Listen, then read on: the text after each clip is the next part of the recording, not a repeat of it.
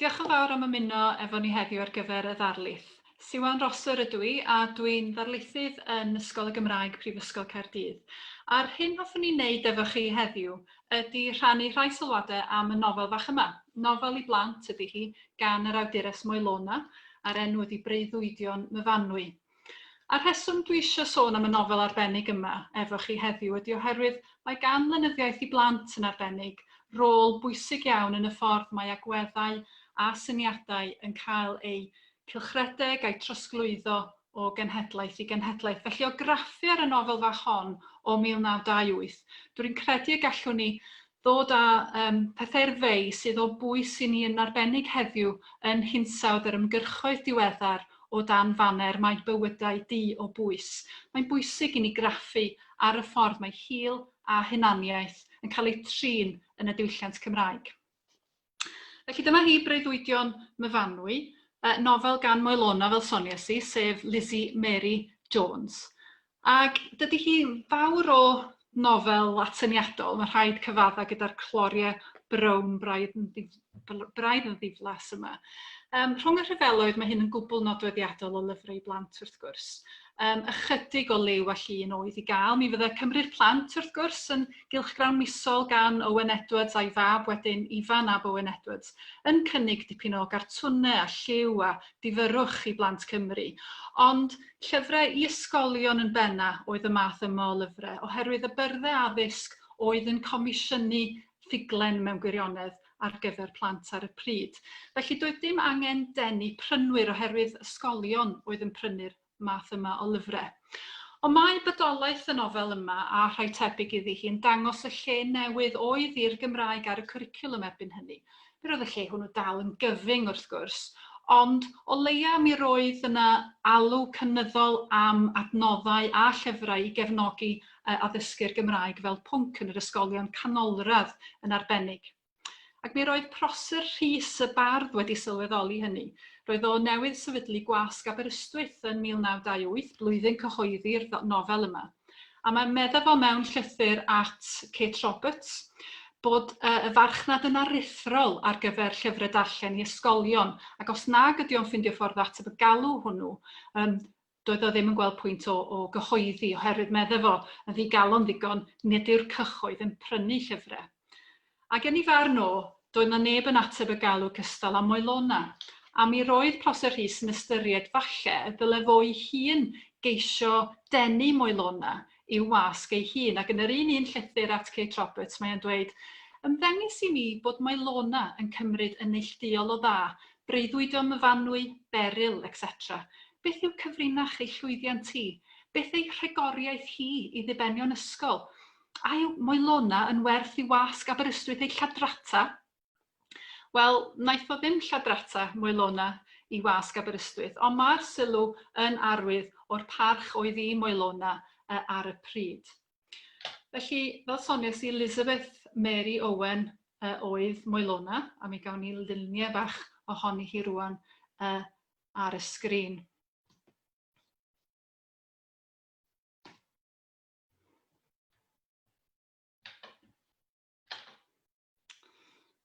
Dyna hi. Felly, athrawes o Rydlewis yng Ngheredigion oedd Moelona, ond mi roedd hi wedi dod i ymlygrwydd yn 1913 gyda llwyddiant digynsail ei nofel fach Teulu Bach Nantwyr. Nofel fer i ddarllenwyr yn ei harddegau cynnar oedd hon a gyhoeddwyd yn 1913, ac erbyn 1928 mi roedd y nofel yn ei 8fed argraffiad. Erbyn hynny hefyd roedd Moelona yn briod efo'r parch Tywi Jones yn y Glais ac yn golofnydd i'r darian o dan olygyddiaeth ei gŵr. Mi roedd hi'n awdures doreithiog i blant ac i oedolion ac ein oedd yn llafar iawn ei chefnogaeth i hawliau merched ac i ehangu'r bleidlais yn arbennig. Ond am Teulu Bach Nantwyr oedd hi'n enwog byth wedi hynny. Roedd y nofel yn ffefryn am ddegawdau, ac yn amlwg nid dim ond ysgolion oedd yn prynu honna oherwydd mi roedd i'w chael ar aelwydydd ledled Cymru, ac roedd hynny'n destun balchder i'r awdures ei hun, yn enwedig oherwydd yr ffordd yr oedd Teulu Bach Nantwyr yn cynnwys neges genedlaetholgar gref. Mewn nodiadau sgwennodd hi ar gyfer darlith radio rhywbryd cyn i marwolaeth y 1953, er enghraifft. Mae hi'n dangos pa mor falch oedd hi o'r nofel fach yma, a mi wnaeth ddyfynu o'r nodiadau. Dau beth am gwna yn falch i mi ysgrifennu teulu bach Nant Oer. Yn y llyfr, fe ddaw offeiriad y plwyf yr ysgol a rhoi araith i'r plant. Dwedodd rhywun wrthyf yn ddiweddar mai hedyn o'r araith honno oedd wedi tyfu yn bren mawr i'w Plaid Cymru, ac fe werthwyd 30,000 o'r llyfr rhwng 1913 a 1943. Felly'n amlwg yn destun balchder iddi hi oedd y nofel yna. Felly gobeithio mi ddweud digon rwan i ddangos i chi pa fath o lyfr fydd breuddwydion Myfanwy. Llyfr ysgol i ddechrau, yn sicr llyfr a gomisiynwyd gan y Bwrdd Addysg i ateb y gofyn yn yr ysgolion. A mae hynny'n amlwg, fe welwch chi ar sgrin yma, o'r cynnwys sydd i'r llyfr yma, oherwydd nofel ydy hi, ffuglen sydd yma, ond eto yng nghefn y llyfr mae yna ymarferiadau ar y gwersi a geirfa Cymraeg Saesneg hefyd. Felly llyfr ysgol, ond hefyd mae'n llyfr sy'n ceisio manteisio ar ei safle amwys fel llyfr Cymraeg o fewn system addysg Saesneg. A oherwydd hynny, mae'n ceisio gwreiddio yn y darllenwyr ifanc gariad ac angerdd dros Gymru a'r Gymraeg. Bron, welwch chi, bod yma ymgais i danseilio ideoleg y system Brydeinig roedd ysgolion Cymru'n rhan ohoni ar y pryd. A dyma chi enghraifft o'r ffordd mae llyfrau plant yn gallu, oherwydd bod nhw dan y radar mewn rhyw ffordd, maen nhw'n gallu cynnig negeseuon amgen i ddarllenwyr ifanc nad ydy oedolion yn eu hoedau hamser, bob amser yn gwybod amdanyn nhw. A'r ffordd mae'r elfen Gymreig yma'n dod i'r amlwg yn un ffordd ydy drwy'r dyfyniadau sy'n agor pob pennill. Mae yna ddyfyniad llenyddol, mae ddrwg ni agor pob pennod, mwyn bwydo'r cof diwylliannol ifanc efo cerddi gan feirdd fel Ceiriog a Williams Parry. Ac yn fwy trawiadol fyth, o fewn y nofel ei hun, mae Cymreictod yn cael ei bersonoli yn rhinwedd moesol sy'n rhan o hunaniaeth sylfaenol arwyr y nofel. Myfanwy, Llew a Gareth ydy'r arwyr hynny. Myfanwy a'i brawd Llew a'i chefnder Gareth. Plant rhwng 9 a 12 oed sy'n ymfudo efo'u teuluoedd o Gymru i Awstralia. Ond mae'n fordaeth enbydus ac wrth i'r llong suddo rwle moroedd y de, maen nhw'n cael eu taflu ar gwch achub, nid efo'i rhieni, ond gyda gŵr o Loegr, sef Mr Luxton, a Frances gyfoethog o'r enw Madame Derville. Drwy'r Gareth, maen nhw'n byw drwy'r dymystl, maen nhw'n cyrraedd ynys Bellennig ac yno maen nhw'n dechrau dofi'r tir o'i hamgylch, adeiladu lloches o gartref, tyfu cnydau, hela a physgota ac ati mwyn cynnal eu cyrff. Ac i gynnal eu heneidiau, maen nhw'n sefydlu patrwm beunyddiol o weddio, darllen o'r Beibl sydd wedi ei achub wrth gwrs o'r storm hefyd. Ac maen nhw'n rhannu gwersi ar bob math o bynciau megis daearyddiaeth, hanes a ieithoedd. Nawr, mae'n debyg erbyn hyn eich bod chi'n nabod y stori. Fersiwn ar hanes Robinson Crusoe ydy breuddwydio Myfanwy. Math ar Robinsonade fel y Swiss Family Robinson, sy'n dychmygu sefyllfa lle mae rhaid i deulu Ewrop greu byd newydd iddyn nhw hunain ar un o ynysoedd exotic môr y de. Doedd yna ddim pall ar y diddordeb yn y math yma o straeon. Mi gafwyd fersiynau lu drwy Ewrop ac America yn y 4edd ganrif ar 15 ac ar 20 ac felly mae hi hyd heddiw mewn gwirionedd. Nawr, mae'r Robinson Crusoe gwreiddiol yn stori nodweddiadol Saesnig a ysgrifennwyd gan Daniel Defoe a'i gyhoeddi yn 1719. Da ni'n gwybod wrth gwrs mae hanes dewrder Cristion o Sais Gwyn yn wyneb anghyfanedd, tirwedd a phaganiaeth môr y de yw hi. Ond be mae Moelona'n ei wneud ydy ceisio llusgo esgyrn sychion y stori wreiddiol honno a'i hailosod mwyn ei defnyddio i hyrwyddo nid Saesnigrwydd ond Cymreictod i geisio hyrwyddo buddiannau Cymru Gwladgar y 1920au yn neilltuol. Mae hi'n nofel sy'n perthyn i'w chyfnod yn sicr. Ei bwriad oedd manteisio ar yr antur a'r rhamant sy'n perthyn i fframwaith y stori wreiddiol, a hynny mwyn denu a chadw sylw'r darllenydd, ac yna teulu dros y cyfan, haenen drwchus Gymreig. Mae'n gwneud hynny drwy gyflwyno i'r darllenwyr y manteision sydd o fod yn Gymro neu Gymraes, a hynny hyd yn oed ar ynys bellenig filltiroedd i ffwrdd oddi cartref. Ar yr ynys, da ni'n gweld yn fuan bod y plant yn llwyddo i ffynnu yno, oherwydd yr hyn maen nhw wedi dysgu gartre yng Nghymru. Mi roedd eu rhieni wedi gwreiddio yn nhw gariad at Gymraeg, at Gymreictod ac at eu Cristnogaeth. Enghraifft, yn y bennod gyntaf, da ni'n cael clywed bod tad Myfanwy a Llew wedi gwneud penderfyniad bwriadol iawn i roi enwau Cymraeg i'w blant yn hytrach na dilyn y ffasiwn o ddefnyddio ffurfiau Saesnig ar enwau poblogaidd. Felly, o'r gwreiddiau cadarn hynny nôl yng Nghymru, rhywle yn Sir Aberteifi er enghraifft, ar yr ynys yma yn Môr y De, maen nhw fel sy'n nhw'n perfformio rhinweddau y Cymreictod hwnnw. Maen nhw'n arddangos eu ffyddlondeb at eu cenedl, eu crefydd a'i balchder tuag at yr iaith. Ac yna, yn arwyddocaol iawn, y plant sy'n addasu orau i'r amgylchiadau newydd yma. Nhw sy'n rhoi y sgiliau nathon nhw ddysgu adre yng Nghymru ar waith mewn ffordd ymarferol, yn adeiladu, yn fforio ac yn cynnal yr aelwyd ar yr ynys. A nhw efo'u sgiliau dwyieithog sy'n tynnu'r teulu newydd at ei gilydd. Ar yr ynys bellenig, maen nhw ar y blaen i'r ddau oedolyn, y Saes a'r Ffrances, oherwydd maen nhw'n medru dwy iaith yn barod. Dyma chi ddyfyniad o'r nofel. Saesneg wrth gwrs a siaradau Mr Luxon, a Saesneg a siaradau'r plant ag ef. Defnyddiau Madam eiriau Saesneg yn gymysg â'i Ffrangeg. Cymraeg a siaradau'r plant ag gilydd, ond pan fyddai'r ymddiddan rhwng iddynt i gyd, siaradau'n Saesneg ag gilydd hefyd mwyn y lleill. Ieuenged oeddynt, yr oeddynt o flaen y ddau arall yn hyn, medrent wneud defnydd da o ddwy iaith. Ac wrth gwrs, yn nes ymlaen yn y stori, da ni'n gweld nhw'n prysur ddysgu trydydd, yn enwedig Myfanwy, hi sy'n treulio mwy o amser gyda Madame Derfil, ac erbyn diwedd y nofel mae hi'n gallu darllen nofelau Ffrangeg, a hynny'n gwbl rhugl. Felly, eu hoedran ifanc, maen nhw'n enyn parch y ddau oedolyn yma, ac mae y Ffrances a'r Saes yn dod i werthfawrogi hynafiaeth a pherthnasedd y Gymraeg fel iaith fyw sy'n cael ei defnyddio i sgwrsio ac iaith llawn hynafiaeth a chyfoeth hefyd fel iaith y Beibl, fel iaith yr dyfyniadau llenyddol mae'r plant yn ei cynhyrchu.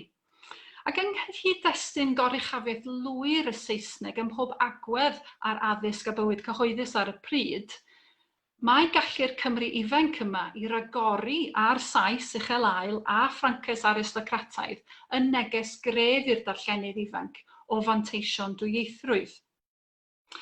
Mae nhw felly ymhlith i gilydd yn creu cyd-dealltwriaeth rhyngwladol os liciwch chi, rhwng y cenhedloedd, y tair cenedl Cymru, Lloegr a Ffrainc. Ac ar yr ynys, y Gymraeg sy'n cael y lle blaenaf. Y plant sy'n cael fraint fwyaf, sef rhoi'r enw i'r ynys, a maen nhw'n dewis ynys 500 yn enw arni hi. Enw cwbl addas yn disgrifio sefyllfa'r 5 Cristion ar yr ynys bellenig, ac enw wrth gwrs sy'n dwyn i gof leoliad falle'n Sir Gyfyrddin sydd wedi bod yn gyfarwydd i Moelona.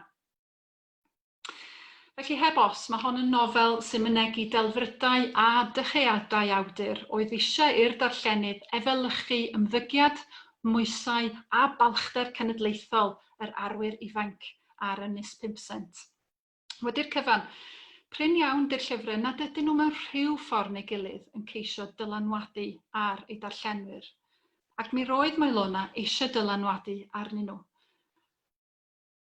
Mi roedd hi eisiau gwrth wneud yr drwg oedd hi'n ei weld oedd yn rhan o'r system addysg ar y pryd, a oedd wedi achosi i gynifer o Gymru ddirmygu'r Gymraeg ei hunain a rhoi'r gorau i'w defnyddio hi. Y bwgan mawr ganddi hi oedd y system addysg, a fi'n gyfrifol yn ei barn hi am Saesnigo cenedlaethau o blant. Ac ar y sgrin fe welwch chi ddyfyniad gan hi o araith sydd i gael ymhlith ei phapurau hi yn Llyfrgell Genedlaethol Cymru, lle mae hi'n sôn am ddeddf addysg 1870, a Y ddysgod ysgolion Cymru, meddai hi, rhai pethau sy'n dylanwad yn aros hyd heddiw. Dwi'n dyfynnu o'r araith. Dysgwyd nad oedd gwerth yn yr iaith Gymraeg, nad oedd yn iaith i'w defnyddio gan bobl barchus, ac nad oedd yn llenyddiaeth werth yr enw. Y mae y pethau a ddysgur yn ieuanc yn suddo'n ddwfn i'r meddwl, fel mae gwaith anodd anghyffredin yw ei diwreiddio. Ac fe wnaeth ei gŵr Towie Jones sylwad y tebyg yn 1919 yn y Welsh Outlook, lle mae'n disgrifio yr un system addysg. We were simply robbed of our birthright by a foreign system of education and its paid servants. I have nothing but scorn for those teachers who deliberately impress upon their pupils' mind that the language of their own country is something low and vulgar. An advantage of the highest value for a Welsh child is to be acquainted with the language, literature and history of his own nation. Deprived of these essentials, he can never stand as a Welshman along the other children of the empire. Nawr fel athrawes a oedd wedi gweithio mewn ardaloedd fel Wrecsam, Pen-y-bont a Chaerdydd, mi roedd Moelona ei hun wedi teimlo effaith y tanseilio a oedd i'r Gymraeg yn rhan o addysg y cyfnod. Yn ôl tystiolaeth Elfed Thomas, hwylion 8 y mudiad addysg Cymraeg yng Nghaerdydd wrth gwrs, mi roedd ganddo fo atgofion o Moelona yn athrawes ifanc yng Nghaerdydd. Mae'n cofio gweld Moelona a'i llygaid yn llawn dagrau un prynhawn yn ysgol Kitchener Road, oherwydd agwedd drychais y prifathro tuag at ei hymdrechion hi i ddysgu'r Gymraeg i blant yr ysgol honno. Ond meddai Elfed Thomas yn ei hunangofiant tyfu'n Gymro, mae menyw stans oedd Moelona. Yr oedd nid yn unig yn gadarn neu safiad o blaid popeth Cymraeg a Chymreig, ond yr oedd yn edrych yn gadarn. Felly, mi roedd y profiadau yma o ddysgu mewn ysgolion yng Nghymru wedi dyfnhau yr arddeliad roedd Moelona'n ei deimlo bod rhaid iddi hi wneud ei rhan i geisio enyn balchder yn y Gymraeg ymhlith plant Cymru a'i hathrawon hefyd wrth gwrs. Felly ar dir Ynys Pimpsaint, mae Moelona'n ceisio chwynnu'r agweddau negyddol o wynebodd at y Gymraeg mwyn i'r iaith gael tyfu a ffynnu. Yn ei nofel, da ni'n gweld yma hyder, awdur oedd yn rhan fywiog iawn o drafodaethau a gweithgareddau newydd mudiadau cenedlaethol yr Urdd a'r Blaid Genedlaethol ar y pryd, ac oedd yn credu fod i'r Gymru a'r Gymraeg ei lle handrydeddus yn y disgwrs rhyngwladol ynghylch heddwch yn dilyn chwalfa'r rhyfel mawr. Felly, mi allwn ni osod breuddwydio Moelona ochr yn ochr a rai o gychoeddiadau pwysig eraill y 1920au. Mae'n adlais yma o'r hyder a oedd yn neges ewyllus da a oedd newydd ei sefydlu yn 1922 gan Gwilym Davies, gyda'i alwad blynyddol wrth gwrs dros hir oes i gynghrair y cenhedloedd. Datganiad yma o 1928 er enghraifft ar neges yn cloi, hir oes i gynghrair y cenhedloedd, cyfaill pob mam am ddiffynydd pob cartref ac angen gwarcheidiol ieuenctid y byd. Hefyd, drwy hawlio i Gymru ei lle yng ngwydd Lloegr a Ffrainc ar Ynys Pimpsaint, mae modd rhoi breuddwydio Myfanwy ochr yn ochr a egwyddorion a gyflwynodd Saunders Lewis yn ei ddarlith enwog 2 flynedd ynghynt ynghylch cenedlaetholdeb yn 1926. Mi fynodd o yn y ddarlith honno nad brwydr dros annibyniaeth Cymru oedd yn bwysig, ond dros wareiddiad Cymru, meddai fo, hawlio rhyddid i Gymru, nid annibyniaeth iddi, a hawlio lle iddi yn seiat y cenhedloedd ac yn seiat Ewrop yn rhinwedd gwerth ei gwareiddiad.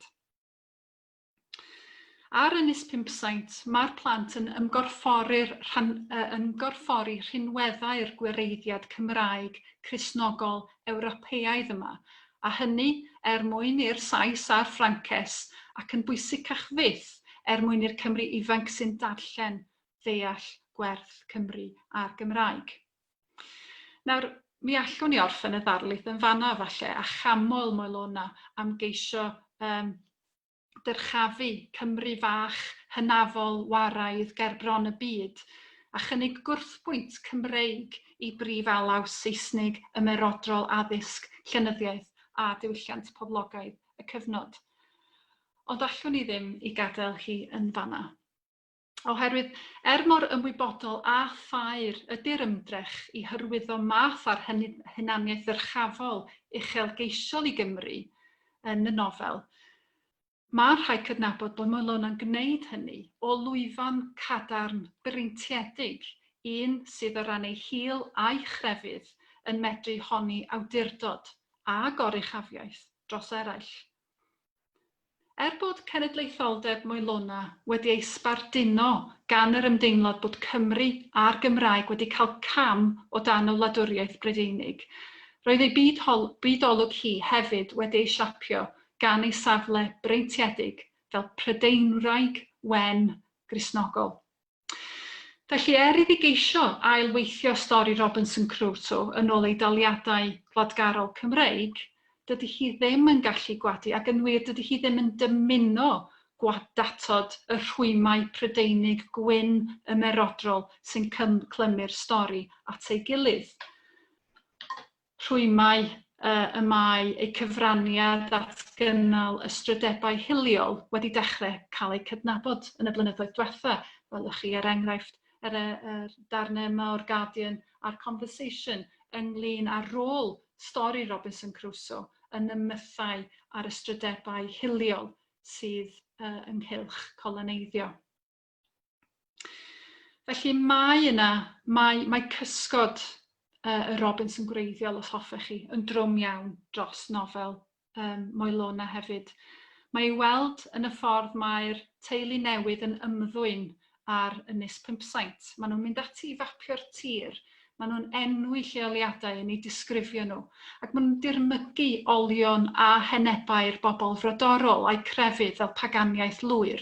Enghraifft, pan maen nhw'n dod ar draws teml gysegredig i'r bobl frodorol, maen nhw'n dirmygu'r lle ac yn adfeddiannu safle fel safle cysegredig Cristnogol gan roed yr enw Cymraeg iddo fo, sef Glyn y Groes. Yn hyn o beth yn yr ymddygiad yma, maen nhw'n Ewropeaid anturus nodweddiadol. Dyma nhw yn hawlio'r Terra Nova yn enw Cristnogaeth y Dyn Gwyn. Ac a deud y gwir, mae'r awdur hyd yn oed yn ymfalchio yn y cysylltiad Robinson Crusoeaidd, a mae'n fwriadol yn adleisio rhai o arferion Robinson ar yr ynys a digwyddiadau'r stori wreiddiol.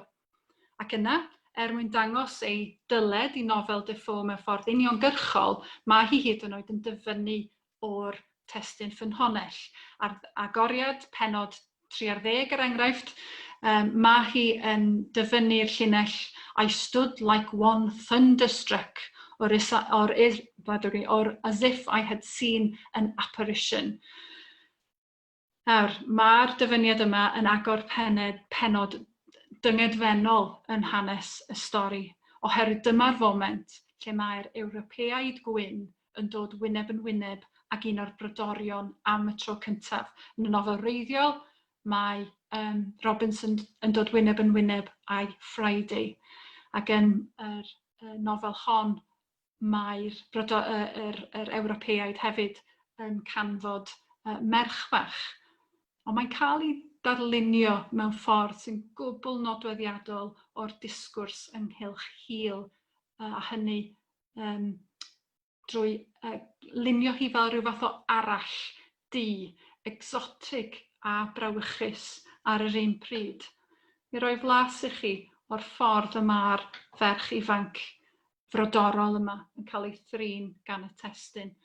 Dyma I chi disgrifiad cyntaf ohoni hi, sydd yn amlwg yn dangos mae bydolwg breintiedig iawn sydd wedi llunio y nofel hon.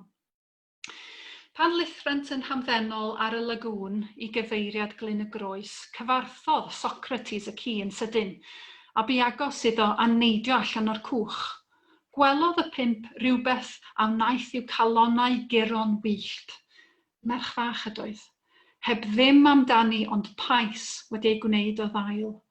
Yr oedd ei chroen fel eboni, A'i gwallt trwchus yn sefyll allan yn syth fel brwsh mawr ar ei phen, a dail a blodau wedi'u plannu ynddo, yr oedd yn olygfa arswydus. Merch ifanc tua 12 oed yw hon, a dyma i chi Mili, y drydedd ferch i ni i thrafod heddiw. Mae'n glanio ar ynys 500. Mae'n dod yno oherwydd ei bod hi wedi cael ei halltudio o'i ynys ei hun gan y llwyth, oherwydd ei bod wedi mentro siarad efo cenhadon Cristnogol yno. Felly mae yna obaith y marn y teulu ar ynys 500 i geisio diwygio'r pagan bach yma, fel maen nhw'n ei disgrifio hi. Felly mae'r teulu mynd ati i roi lloches iddi a'i gwneud yn ddefnyddiol iddyn nhw. Ond yn wahanol i'r ffordd mae Myfanwy wedi thrin o fewn y nofel, dyma i chi gymeriad yn breuddwydio Myfanwy sydd yn cael ei diffinio yn llwyr gan liw ei chroen a chan ganfyddiadau a rhagfarnau gwyn yn ei chylch. Felly wrth i ni weld Mili ar yr ynys, mae hi yn ymddwyn fel cydymaith i'r tramorwyr. Hynny yw, hi sydd yn dangos llecynnau gorau iddyn nhw ar yr ynys, yn datguddio cyfrinachau yr ynys, ac hyd yn oed yn dod o hyd i berlau gwerthfawr, ac yn ei rhoi nhw i'r Ewropeaid heb feddwl ddwywaith. Ac mae'r perlau hynny yn y man yn dod â chyfoeth mawr i'r Ewropeaid pan fydden nhw'n glanio yn y pen draw yn Awstralia. Mae'n ddrwg gen i os ydy hynny'n sbwylio'r stori i chi. Ond dydy Mili ei hun ddim yn poeni malio dim am y perlau yma. Ac mae hi felly'n cael ei darlunio yn gymeriad naif, mwy plentynnaidd na'r Cymru ifanc sydd yr un oedran â hi. Ac mae hi'n cael pleser anghyffredin o addurniadau syml. Dyma chi ddisgrifiad arall o'r nofel. Cafodd Mili lawer o ddillad a rhibannau yn gyfnewid am y perlau. Oedd yn hardd iawn yn ei golwg hi, ac yn fwy o werth na'r perlau i gyd. Dydy hi ddim yn darllen, dydy hi ddim wedi cael mynediad i unrhyw fath o addysg, a mae'r bywyd syml naif yma yn golygu bod hi'n cael ei darlunio'n isradd i'r Cymru ifanc. Ac yn y safle difreintiedig yna, mae hi'n aros drwy weddill y nofel, oherwydd pan ddaw'r llong fawr o Awstralia i'w hachub yn y pen draw, ei thynged hi yw bod yn forwyn i Madam Derfil. A mae hynny'n cael ei gyflwyno fel achubiaeth ryfeddol i Mili Drian rhag y bywyd anwar fydde wedi wynebu hi, petai hi wedi aros ar un o ynysoedd y de.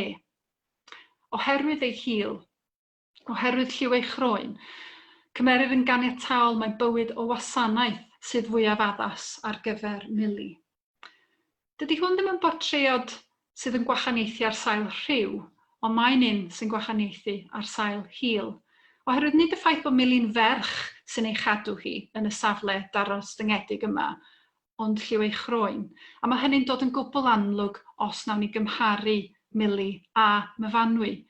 Oherwydd ar yr ynys, mi roedd rhaid i Myfanwy hefyd wneud llawer iawn o'r dyletswyddau domestig yn cadw tŷ, yn paratoi'r bwyd ac yn y blaen, a tra oedd y bechgyn allan yn hela ac yn pysgota. Ond pan mae hi'n cael ei achub ar y llong, yn sydyn mae hi'n dychwelyd i'r bywyd gwaraidd gorllewinol, ac da ni'n cael gwybod bod hi'n mynd i gael mynediad i addysg, uwchradd, i goleg ac i ddyfodol disglair iawn. Ac yn hynny o beth, mae hanes Myfanwy yn ystod y nofel yn adlewyrchu delfrydau a bywyd Moelona ei hun hefyd. Hynny yw bod yna barch at yr rôl domestig sydd i ferched, ond bod hi'n hanfodol bwysig bod addysg ar gael iddyn nhw hefyd. Roedd Moelona hun wedi bwriadu mynd i'r coleg, ond methodd a chymryd ei lle yn Aberystwyth ar ôl marwolaeth ddisymwth ei mam. Ond byth wedi hynny, mi fu hi'n erfyn yn daer ar ferched i geisio addysg ac i ymddiwyllio. Os edrychwn ni ar golofn o un o'i chyfraniadau hi'r Darian enghraifft, papur ei gŵr hi Tywi Jones, yn yr golofn yma o 1919, mae hi'n erfyn ar ferched i geisio addysg, hynny yw i feithrin agweddau a barn drwy ddarllen a drwy addysg, a fydd yn galluogi merched i gymryd mantais ar y bleidlais newydd maen nhw wedi eu hennill yn well. Os na i ddarllen ychydig o'r dyfyniad yma i chi, enghraifft. Mae tipyn o waith i'w wneud o ran hawliau merched, meddai Moelona yn y golofn yma. Mae eisiau ni addysgu ein hunain a'n gilydd fel y gallem ddefnyddio'n pleidlais yn ddeallus. Yn rhy fynych, llyncu syniadau dynion y teulu awn ar merched, a mae'r dynion sydd â mwyaf o amser i ddarllen wrth gwrs. Ceision bawb fyny ychydig amser i ddilyn cwrs y byd yn y papurau, fel y gallam farnu drosom ein hunain. Cais i helpu ychydig i'r cyfeiriad hwnnw a fydd colofn y merched.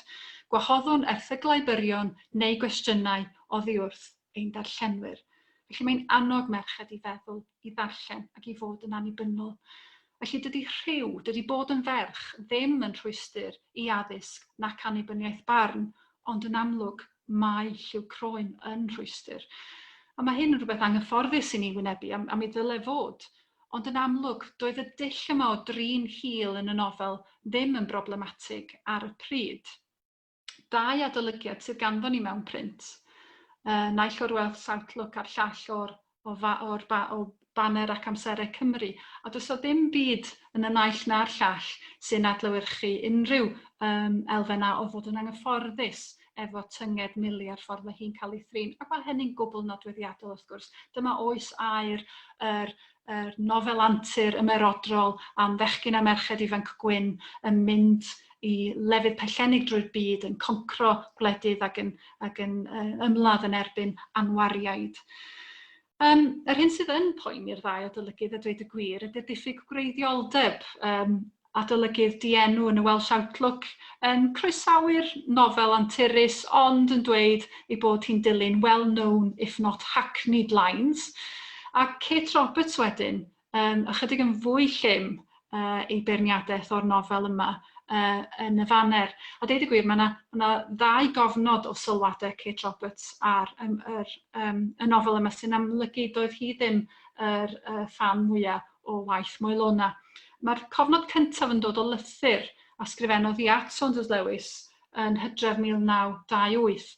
Yn y llythyr mae'n cwyno bod y fanner wedi gofyn iddi hi adolygu tair o nofelau diweddar i blant, sef Breuddwydion Myfanwy, Capten gan R. Lloyd Jones a'r ddau hogyn rheini gan Winnie Parry. A dyma i barn hi am yr awduron yma. Mae to o ysgrifenwyr slipshod yn codi. Ysgrifenwyr yr un fath ag ambell ddynes sy'n fodlon â slemp o lanhau rhwydd yn ei thŷ. Mae gennyf dair stori i'w hadolygu'r fanner rwan. Maent mor ddiflas a jam a falau. Credaf y dylid rhoi pawb sy'n sgrifennu fel hyn yn jail rhag iddynt sgrifennu rhagor. O blegyd fe wnai filwaith fwy o les i blant Cymru ddarllen Daniel Owen a'i ddarllen drachefn a thrachefn yn hytrach na darllen dwsinau o lyfrau na ydy unrhyw argraff arnynt wedi ei darllen. Mae'r sylwadau sydd yn ymddangos mewn print ym mis canlynol, yr un mor feirniadol, dydy'r cwyno am fod mor ddiflas a jam a falau yna, ddim yna, ond mae'r gweddill yn ddigon agos at y llythyr hefyd. Mae'n cwyno am ieithwedd Moelona hefyd, yn cwyno bod hi'n gor-ddefnyddio'r frawddeg ebychol, dyna fore hyfryd, dyna las oedd y lagŵn ac yn y blaen, bod hi'n gor-ddefnyddio'r rheina. Ac hefyd, mi roedd hi'n poeni'n amlwg bod yr awydd yma i gyflenwi plant Cymru a llyfrau ysgol yn llethu llenyddiaeth. Dyma chi ddyfyniad o'r adolygiad ymddangosodd mewn print. Ni wneir i blant gari Cymraeg drwy roddi iddynt lyfrau na ydy fawr argraff arnynt o gwbl. Ac mae llawer gormod o blesio mympwyon addysg yn ein dyddiau ni. Geograffi mewn gair yw'r llyfrau o blegyd hynny. Busnes cyntaf llenorion yw sgrifennu llenyddiaeth, a'r holl bethau hyn a roddir i chwi yn ychwaneg. Nawr, mi allai edmygu y feirniadaeth finiog yma, a chydymdeimlo efo cri Kate Roberts i roi blant lenyddiaeth sy'n cyffroi ac yn cydio ynddyn nhw. Ond ar yr un pryd, Mae rhaid cydnabod y tawelwch sydd yn sylwadau Kate Roberts ac yn y Welsh Outlook ac ym mhopeth arall ar y pryd, ynghylch y ffordd y mae nofelau antur fel Breuddwydion Myfanwy yn cadarnhau goruchafiaeth foesol, gwareiddiad y dyn gwyn dros ddiwylliannau eraill. Roedd hon yn nofel fel y nofelau antur eraill wedi hydreiddio gan ieithwedd hilyddol, ac roedd hynny'n norm yn y Gymru Gymraeg. Dyma gyfnod cyfansoddi a phoblogeiddio eminantlais wrth gwrs am y plant bach o Tsieina a thiroedd Japan gyda'i crwyn melyn. A dim ond yn ddiweddar iawn, dyn ni wedi dechrau cwestiynu pa mor briodol ydy dal at i ganu'r emyn yma, a thestunau eraill sy'n defnyddio lliw croen fel ffordd i wahaniaethu yn erbyn pobl ac i gynnal ystrydebau hiliol yn eu cylch. Nawr falle nad casineb bersonol at hiliau eraill sy'n gyfrifol am yr ieithwedd yma, ond allwn ni ddim a gwadu bod yn ffordd o drin hil sydd yn llawn rhagdybiaethau, bod natur, gallu a chymeriad person rywsut yn ddibynnol ar liw croen. Felly wrth i ni gael cipolwg heddiw ar Moelona, yr awdur Myfanwy, yr arwres Gymreig, a Mili, y forwyn frodorol. Mae'n amlwg fod y penderfyniad i seilio y nofel Gymraeg yn llawn uchelgais gwladgarol ar linyn storiol efo anghydraddoldeb hiliol wrth ei hanfod yn dadlennu gymaint y duedd oedd i gynnal rhagdybiaethau a rhagfarnau negyddol am fywydau di. Roedd y duedd yma efallai yn ymwybodol, ond mi roedd yno, roedd y rhagdybiaethau yno yn glir. Felly tra bod Moelona eisiau pwysleisio fod Cymru a phobl Cymru a'r iaith Gymraeg o bwys, doedd hi na'i darllenwyr yn sylweddoli bod hi ar yr un gwynt hefyd yn dirmygu'r arall, yn dibrisio pwysigrwydd bywydau pobl nad oedden nhw'n wyn eu croen, yn Ewropeaidd eu bydolwg nac yn Gristnogol eu crefydd. Felly mae pwysigrwydd yr ymwybyddiaeth ddiweddar fod bywydau di o bwys yn ein hannog ni, yn ein gorfodi ni, i wynebu rôl Cymru mewn trychinebau hanesyddol fel y fasnach gaeth wasanaeth, ond hefyd i edrych yn fanwl ar ein traddodiad llenyddol ni, a'r ffordd y mae safle breintiedig gwyn yn lliwio i syniadaeth a ieithwedd ynghylch perthynas Cymru a'r byd. A hynny wrth gwrs nid mewn cyd-destynau hanesyddol yn unig, ond yn y ffordd rydyn ni dal i fod yn cynrychioli ac yn dychymygu pwy ydyn ni a'n rôl ni yn y byd ehangach. Ac mi fuoswn ni'n dadlau bod llenyddiaeth plant yn arbennig o arwyddocaol i'r drafodaeth yma ar gydraddoldeb. Oherwydd natur y testunau, oherwydd y ffordd y maen nhw eisiau diddanu a dylanwadu ar blant ar yr un pryd, mae hynny'n golygu bod testunau blant yn llawn syniadau, gobeithion a rhagfarnau hoes. Maen nhw'n agos iawn at yr wyneb mewn testunau plant. Felly, os ydym ni eisiau deall, eisiau craffu ar sut mae syniadau ac agweddau yn cael eu cynnal neu yn cael eu herio, mae'n bwysig iawn ein bod ni yn edrych yn fanylach ar y straeon rydym ni yn ei dweud wrth ein plant. Wel, diolch yn fawr i rawn i chi am wrando ar y ddarlith hon. Os ydych chi eisiau darllen mwy, mae gen i benod ar Breuddwydion Myfanwy yn y gyfrol yma, Didactics and the Modern Robinson Aid, lle mae'n gosod y Breuddwydion Myfanwy yng nghyd-destun rhyngwladol y fersiynau diweddar 20 ganrif a Robinson Crusoe. Ac mae'n agor y wybodaeth hefyd am yng ngwaith ymchwili ar wefan Prifysgol Caerdydd. Felly diolch am wrando a cofiwch gysylltu os bydd ganddoch chi unrhyw gwestiynau.